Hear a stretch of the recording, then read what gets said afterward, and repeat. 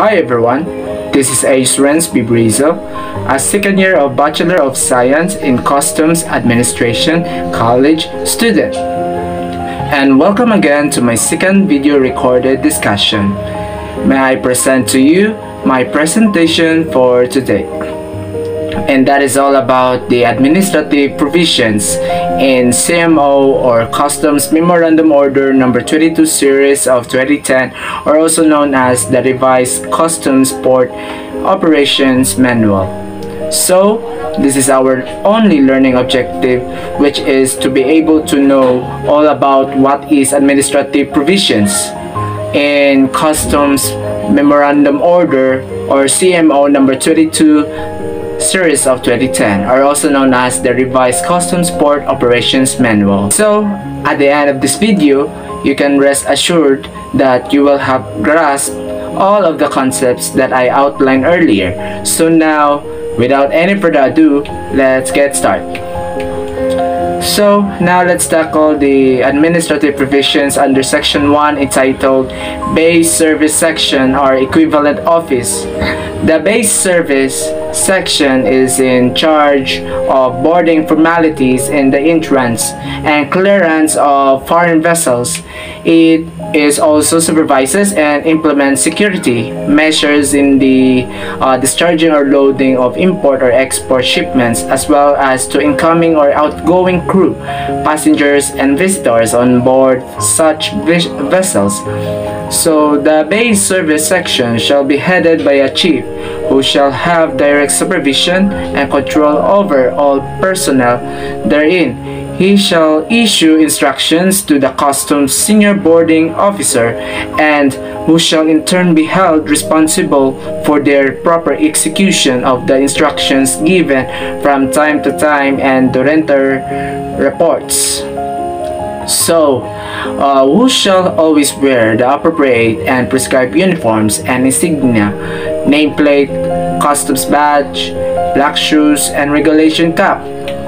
The answer for this question is based on the administrative provisions under section 2 entitled Uniforms and Insignia, Piers and Inspection Division. So the chief, base service section, customs senior boarding officers, customs inspectors, customs guards, and wharf fingers shall always wear the appropriate and prescribed uniform, insignia, nameplate, customs badge, black shoes, and regulation cap. So what are the duties and responsibilities of the customs senior boarding officer? The answer for this question is based on the administrative provisions under section 3 entitled Duties and Responsibilities of Customs Operation Officer III. So customs senior boarding officer shall have the following duties and responsibilities, and these are first, board incoming foreign vessels outside the breakwater or harbor unless prevented by stress of weather. When boarding a vessel, the customs senior boarding officer shall be assisted by the customs inspector assigned on the vessel. During boarding formalities, only the customs senior boarding officer and the customs inspector shall be allowed to enter the captain's cabin unless the captain chooses to give the boarding information to the customs senior boarding officers outside the captain's cabin. Next is the obtain from the master of a vessel the necessary information as required in Bureau of Customs OPM form number 15 or records of vessel boarded. Number 3 is CLC stores in the presence of ship's officer and the customs inspector assigned on board. Next is to see to it that all customs inspectors and customs guards on duty are in their proper prescribed uniforms. Then see to it that a customs inspector or customs guard assigned to a vessel is provided with the necessary stationery and supplies. Then talking about the report of customs senior boarding officers, Upon his return from an official trip in the Bay, the customs senior boarding officer shall transmit to the chief Bay service section or its equivalent office all reports, entries, and other documents delivered to him by the master, agent, or the customs inspector assigned on board vessels. Then he shall prepare and submit his trip report on Bureau of Customs OPM Form number 15 or records of vessel boarded to the chief base service section or its equivalent office and make reports of any deviation from the assignment order issued to the customs inspectors and customs guards. So what are the duties and responsibilities of the customs inspectors? The answer for this question is based on the administrative provisions under Section 4, entitled Duties and Responsibilities of Customs Operations Officer the First, or Customs Inspector. So the customs inspectors shall have the following duties and responsibilities, and these are: first is to supervise the discharge and loading of cargo, and to supervise continuous surveillance to protect the interests of the customs service. The next is to be responsible for the proper disposal of all cargo and stores of board vessels under their charge. Then represent the customs service in his official relations with the passengers, ship's officers, owners, agents, and consignees. Then stay in the vessel to which he has been assigned until he is relieved by proper authority. Then honor any order, request, or permit of any description only from the following named officials: the Commissioner of Customs or Deputy Commissioner of Customs, then Collector of Customs or Deputy Collector for Operations, then Chief or Assistant Chief, Peers and Inspection Division, then Chief, Base Service Section, and then Customs Senior Boarding Officers. And so next is the endeavor to work in harmony at all times with customs employees of other divisions and with immigration officers on board with respect to the enforcement of immigration laws, rendering assistance to those officials in the performance of their duties. Then next is to cooperate with quarantine authorities in the enforcement of port quarantine regulations promulgated by the Bureau of Quarantine. Then familiarize themselves with the provisions of the Tariff and Customs Code of the Philippines. Then lastly, refer the matter to the Customs Senior Boarding Officer or Chief, Base Service Section or equivalent office for decision. So, the specific duties upon assuming charge of vessel. So first is, it shall be the first duty of a customs inspector upon assuming charge of a vessel, especially a passenger vessel. Second, the customs inspector shall instruct customs guards assigned on the gangway to conduct body searches. Third, while the vessel is docked at the pier or wharf, the customs inspector shall make periodic inspection. Then fourth is, if the vessel docks at night, the customs inspector shall require proper lighting at the gangway. And then the relationship of customs inspectors with customs guards under his provision.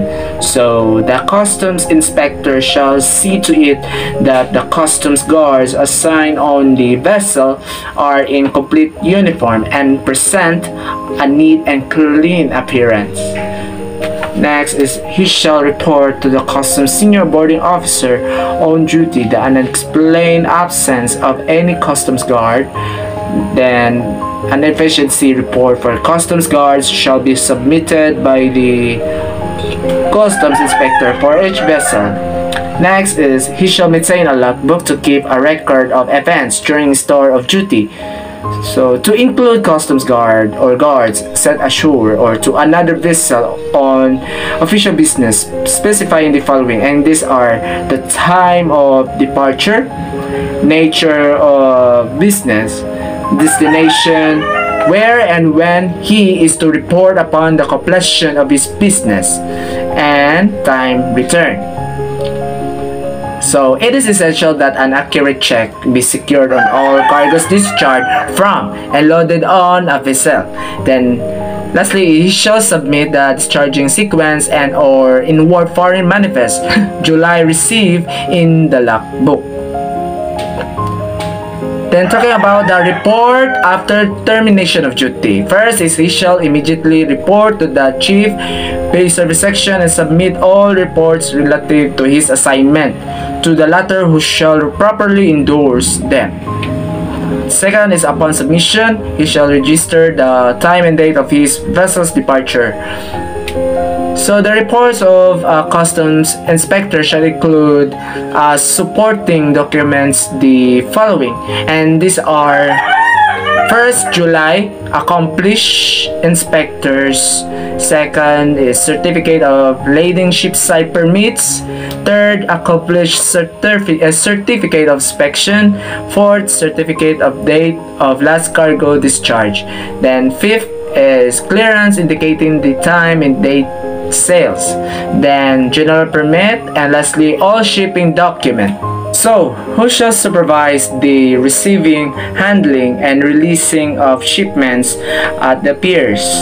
The answer for this question is based on the administrative provisions under Section 5 entitled Port Utilization Section. So, the Port Utilization Section supervises the receiving, handling, custody, monitoring, movement, and release of shipments at the pier.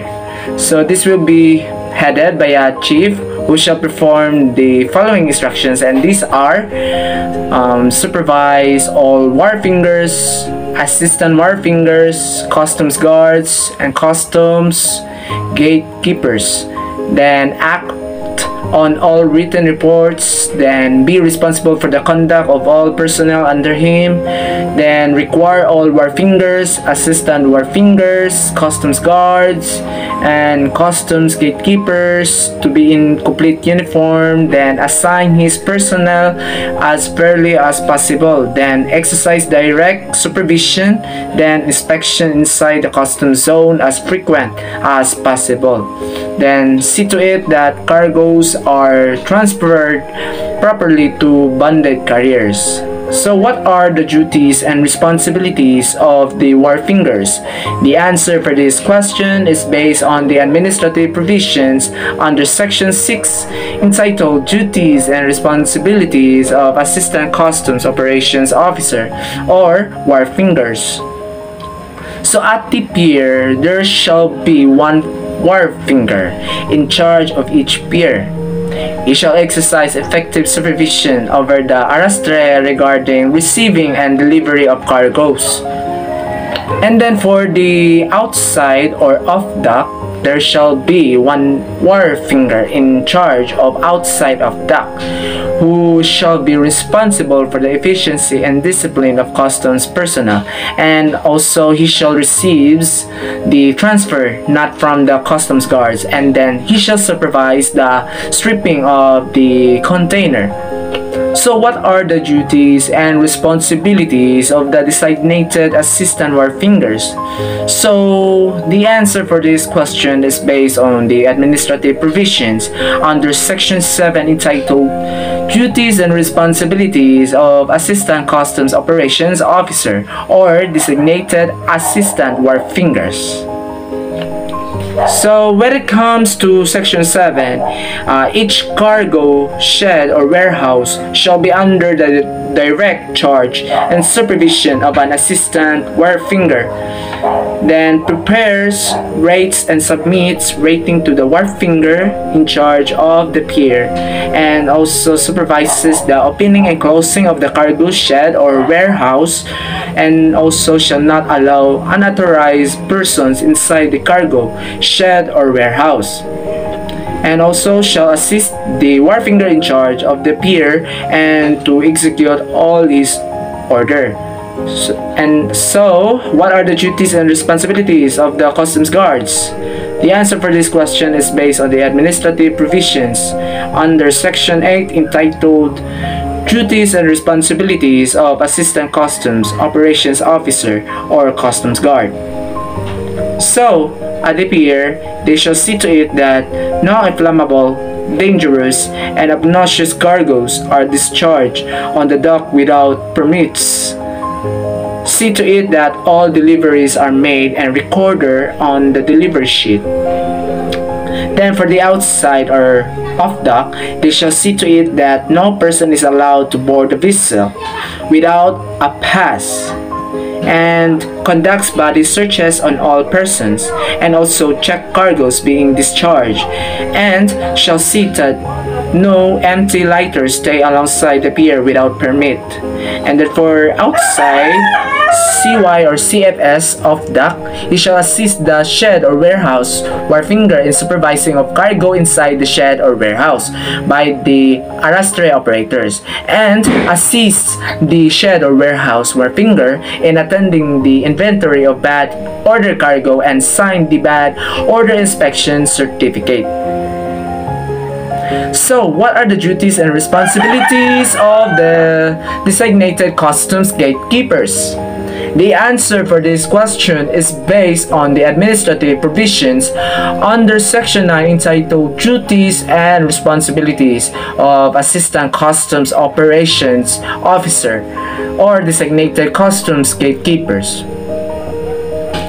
When it comes to Section 9, he shall report at the terminal gate assigned to him and shall remain until properly relieved, and he shall not allow merchandise to pass through the gate without a gate pass.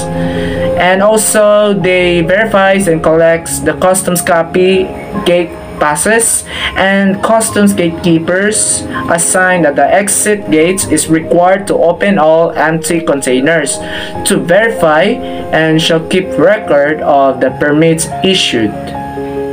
So, what should they do in terms of reported time of customs personnel? So the answer for this question is based on the administrative provisions under Section 10 entitled Reported Time of Customs Personnel. So they shall observe regular working hours, and also they shall report for duty at least 2 hours before the vessels. Estimated time of arrival 8 a.m. to 5 p.m. So what should designated customs inspectors and customs guards do in terms of their meals and accommodations?